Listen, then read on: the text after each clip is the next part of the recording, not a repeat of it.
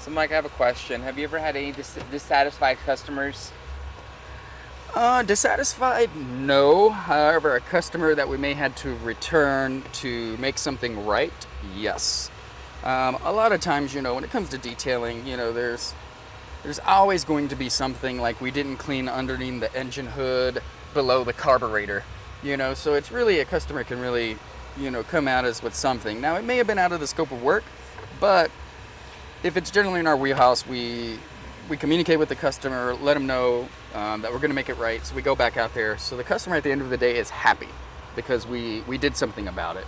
And that's very important when it comes to a customer service oriented business, that you're customer centric and driven by the customer satisfaction, because the customer is your word of mouth. If the customer says one bad thing, leaves a bad review, that may cost you a few customers down the road.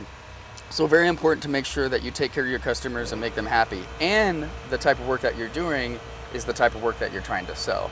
So not really an angry customer, but a customer that made a couple of references, a couple of points. We come back out. We're always in the neighborhood because we cover all of the West Texas, El Paso area. So we just stop back out and make it right. So usually, probably say it's most of the time the windows, because a lot of times you don't. We're improving our window washing process, which we're going to be going over this week and training with the team. But long story short, it's always something minor.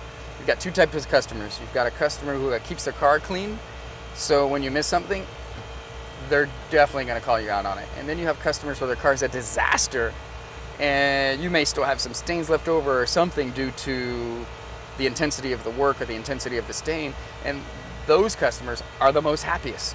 So it really just depends on the customer persona. You're dealing with different customers, different people.